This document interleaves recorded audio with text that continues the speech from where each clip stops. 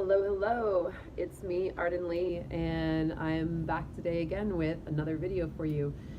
And the thing that I want to talk about today is uh, the hashtag that is going around the internet called hashtag why I didn't report. And it's being used by many sexual assault victims to explain why they didn't report their assaults to the authorities. And this is coming up in response, especially to the allegations against Supreme Court Justice nominee Brett Kavanaugh by Dr. Christine Blasey Ford. Her critics, her detractors, are saying, well, if this is true, if this happened 35 years ago, as you're saying it did, why didn't you report it back then?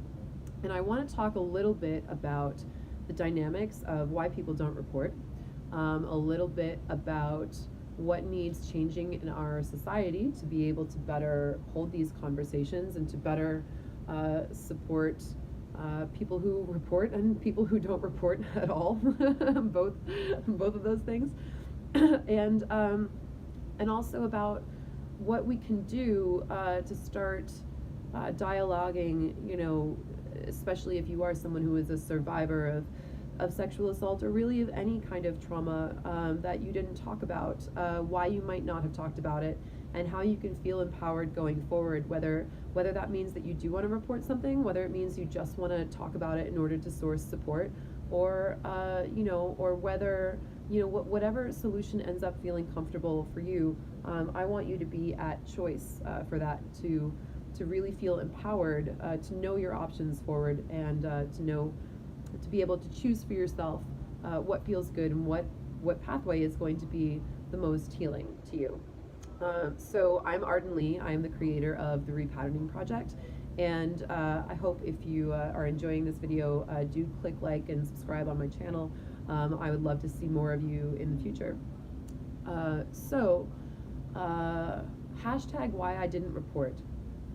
Well, first of all, I'm definitely one of those people who didn't report. So, hi. It's hard for me to really think of a specific instance because there were so many of them. I mean, I can think of many specific instances, but one of the issues that I have about reporting is that there were so many, there was such a wide spectrum of incidents that occurred with me in particular, that it ranges from from flat out me having to engage in self-defense tactics, and literally I broke a man's glasses once to keep him from raping me, and then he got mad at me that I broke his glasses, but that stopped him because at least he realized that wasn't something that I wanted to do. He was actually kind of surprised. Like, I think that's one of the byproducts of having put myself out there as someone who is purposefully cultivating attraction, who is purposefully embracing her sexuality, is that a lot of men in my life just assumed that meant that I was up for grabs. That's why in the last couple of years I have really stopped putting my sexuality on such public display, because it got me those kind of reactions. And again, this is about what we have to change in the world if we're going to make it safer for people to talk about assault, or to talk about trauma, or even just to talk about and own their sexualities. We have to make it safe for people to speak up, whether they're talking about sex in a way that is great and healthy and positive and that they want, or they're speaking about sex that was not really sex at all, but was was assault, was sexual assault, and that they're talking about things that they're that they've experienced that have been traumatic to them. So because of that, as I said, I broke a man's glasses trying to keep him from raping me. He was a little surprised that apparently that I fought him off, which just kind of goes to show you where that kind of entitlement can come in. I've had everything from that to I've had situations that I've chosen under duress. So I gave consent, but the person who I was giving that consent to was someone who should not have been asking for that consent, someone who was an authority figure position to me, someone who was my boss, for example, someone who was in a situation with me in which there was such a power imbalance that I really couldn't fully consent to it without that power imbalance being deeply, deeply considered in what that meant in my giving my consent going forward. So there were some things that I chose that should not have happened. Maybe, and I don't know how to define that all the time. Maybe you want to say, maybe there's someone out there who would argue that if I technically said yes, then it wouldn't really be assault, but maybe the fact that he asked me in the first place, or not really even really asked, but really kind of demanded, was sexual harassment. So where are those lines? I'm not sure. Everything from that to things like just being groped, like over my clothing where there's no proof that happened. If it's somewhere where there were no cameras, and someone just groped me, in the privacy of their home, is that something I'm going to call the cops over? No, I didn't, obviously. I went to my community and I spoke up about it within there to some extent. And even then, I didn't make some big public announcement or anything. I just kind of went to the people that I felt were relevant, who maybe needed to know. And I said, hey, this happened. I need some help mediating this.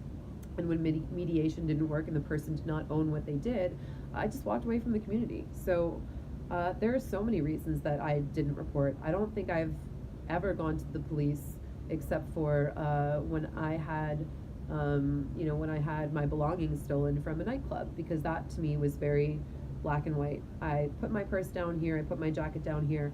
I got up to dance. I thought that, it was at a table where my friends were watching, other people's stuff was there, people I knew were sitting there, and then I got up and it was gone. That to me felt really black and white, and it felt very concrete. It felt like I can prove that I had stuff, and then there was no longer stuff there, because I had to leave the nightclub in someone else's jacket, because I was in my underwear, because it was New York, and I was, going around in nightclubs in my lingerie sometimes. It was fun. There's probably still lots of photos of me out on the internet, of me partying in nightclubs in my underwear. It was a great time until it wasn't. But because that was something concrete that I could point to, I felt comfortable going to the police and saying my things were stolen. So I did that. But if I went to them and I said, someone tried to rape me, but I fought him off, and I broke his glasses or whatever, I didn't feel like I had any proof. Like, how is anyone ever going to prove that? How is anyone ever going to, how is anyone ever going to believe me? I'm never going to be able to prove what happened, so therefore it's not even worth filing a report about. And the instances in which I was assaulted, in which, something did occur, first of all, it was one of those instances where I was like, I was agreeing to it under duress. It wasn't something that I wanted. It was something that I allowed to happen. I don't really believe that that's true consent. But when I look at it for myself, I look at wanting to take more responsibility for my actions going forward. So it was a consent violation, certainly, but it was something that I agreed to under duress. And because I was agreeing to it under duress, I chose obviously to use protection. I chose to protect myself, so there was no physical evidence really. There was no DNA test that would have helped. There was no. There were things that I agreed to. Because I was avoiding violent rape. Let's put it that way. There are things that I said yes to, because if I said yes and I made someone use protection, that was going to be preferable to being raped violently without protection. So these things for me showed up as really gray areas. So those are other reasons why I didn't report. And lastly, if it was like I was just, being groped or whatever, like I said, there's no way to prove that. So there were so many things that happened to me that I didn't have a way to prove that it happened, or that I didn't have a way to prove that I hadn't consented to. So it seemed to me like there was just no case. There's no point. And for many years, I also believed that that was not really assault because technically I had agreed under duress. You know, I had said, I had mitigated the circumstances by saying, well, let's just do this or whatever. I just my willpower over time had been worn down because I had spent so much time and energy fighting off people who wanted access to my body that I just got tired, and I just allowed my boundaries to be eroded more and more and more, and finally it was just like, fine, this again, you know. So I got myself, obviously, you know, out of the environments that were conducive to that, which is not to say that that is ever a guarantee, because assault can happen anywhere. And I got better at establishing my boundaries and really believing that I deserve to only say yes to things that I am a 100% enthusiastic yes to, that I can enforce my boundaries better in a way that doesn't exhaust me, that I don't have to listen to someone if they're, you know, trying to pressure me or cajole me or persuade me, that I can just say no and just leave it at no, and that no means no, and no means no, and then there you have it. So I'm doing that for my part to make my life better. Even though I also recognize that assault can happen even when you do say no, even when you fight someone off, even when you break their glasses, you know, that I recognize that, you know, there are certain people that maybe a pair of broken glasses wouldn't have stopped them. So it's no guarantee, but I can certainly say that the quality of my life is a lot better. So those are some reasons, as I said, those are some reasons that I didn't report. I think we need to make our system of reporting easier for the people who are doing the reporting. I also have trauma from police interaction. You know, I worked at an establishment. I worked at a pro BDSM house in my 20s that was shut down by an undercover cop, by a police squad, by a vice squad, despite the fact that there were no clear legal boundaries around what we were doing. There was a gray area that they were kind of keeping there on purpose, you know, to say we weren't having sex with our clients, because that's pretty straightforward, that's pretty black and white. But practicing a professional BDSM and some of the activities therein apparently fell into a gray area where, you know, the people, the powers that be, were more comfortable keeping that gray area and you know, using that to their advantage. They could shut you down if they wanted to, because they felt they could make a case for it, because again, the law was not clearly defined. Apparently after I left New York, they, you know, someone stepped forward and said, you have to change this. You have to let these people know how they can practice safely and within the bounds of the law. But at the time I was practicing, that was not in effect.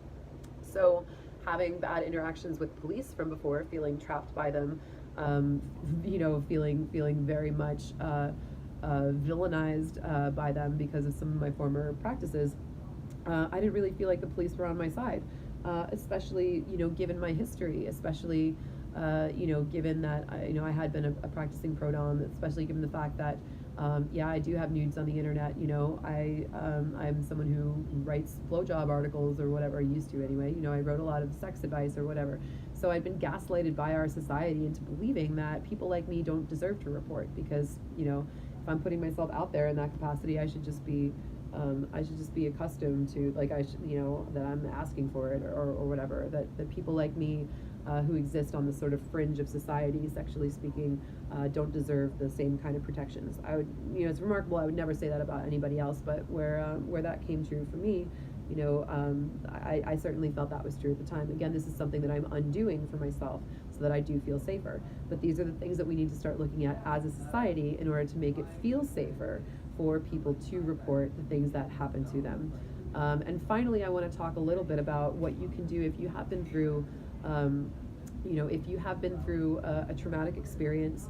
I want to let you know that personally, I support you whether you choose to report or not report. I think, you know, on some level, I think it would be great if everyone suddenly started reporting their sexual assaults, because police stations would just, there'd be like lines outside, right?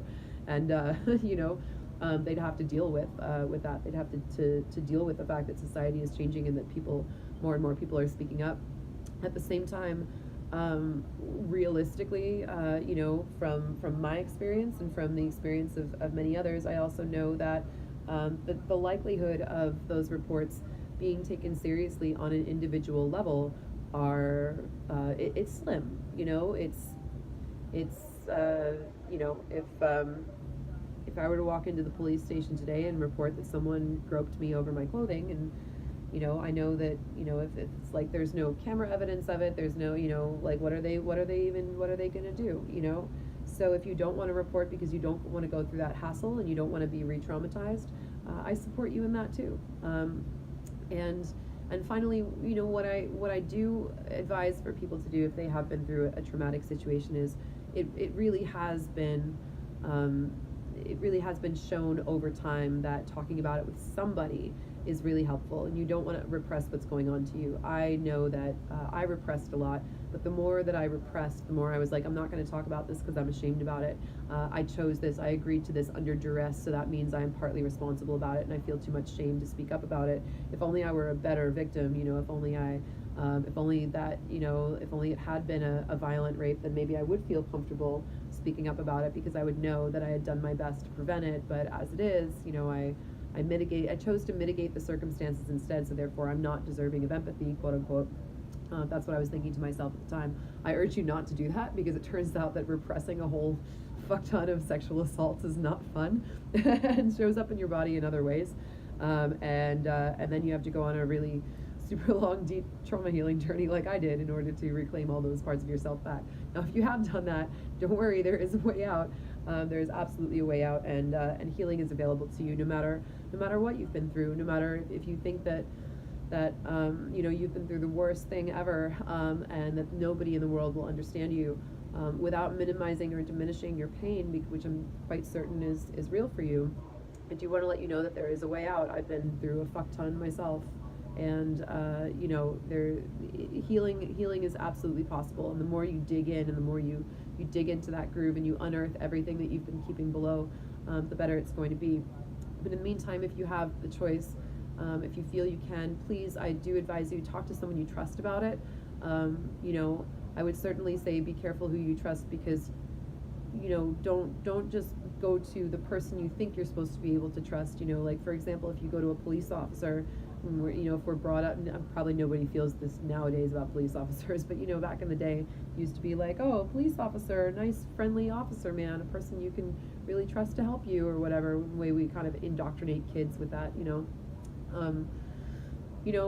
might go to someone like that. You might go to, I went to a school guidance counselor once about some of the abuse that I was experiencing, and they absolutely betrayed me. So it's not always the people who are in those positions of authority that you're supposed to be able to trust who are actually trustworthy. I want you to feel that out in your heart. If you want to go to a friend, if you want to go to a community leader, if you want to go to a therapist, whoever it is that you really feel in your heart that you can open up to and be vulnerable with, I encourage you to do that. Go to your people, go to the people who are close to you, and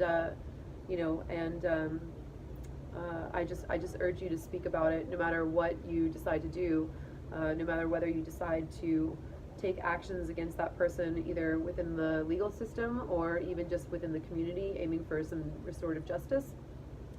I support that, but sometimes there's times when, even for me in my communities, I'm just like, it's not worth it. Like, I just want to leave that behind. I just want to move on. So you know what? It's fine if that's the case.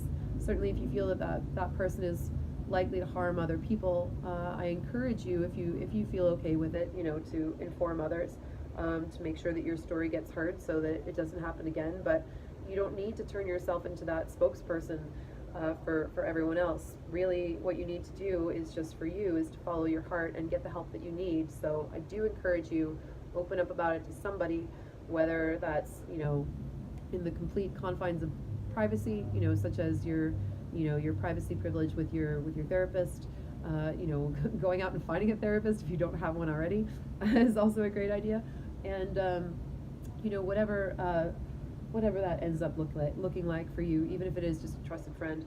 Granted, a trusted friend is not going to be able to hold professional caliber space for you, but it's certainly a good place to start, to open up and start knowing that you can tell your stories. So hopefully this video has given you a little bit more of insight into why people don't report, what we need to see changed in our society in order for more people to start speaking up and for us to have a safer society to live in overall. And also, what I do encourage you to do if you have been a victim of assault, I do encourage you to talk about it to somebody, no matter who that person is. Even if it's just to process your own feelings, please don't be a dum-dum like I was and just repress it and think that didn't happen. Like, we just don't have to talk about that. We don't have to think about that. I'm so ashamed of how that played out. You know, you don't have to feel shame for being assaulted. Hopefully it's the person who assaulted you that should be feeling shame. But I get it if you do. That is, you know, that is normal. It's unfortunate that it happens that way, but it is what it is. Thank you guys for joining me. I hope you will subscribe to my videos. We, the royal we, will be posting content at regular intervals, and we would love to have you join us. Thank you again. I am Arden Lee, the creator of the Repatterning Project, and I will see you next time.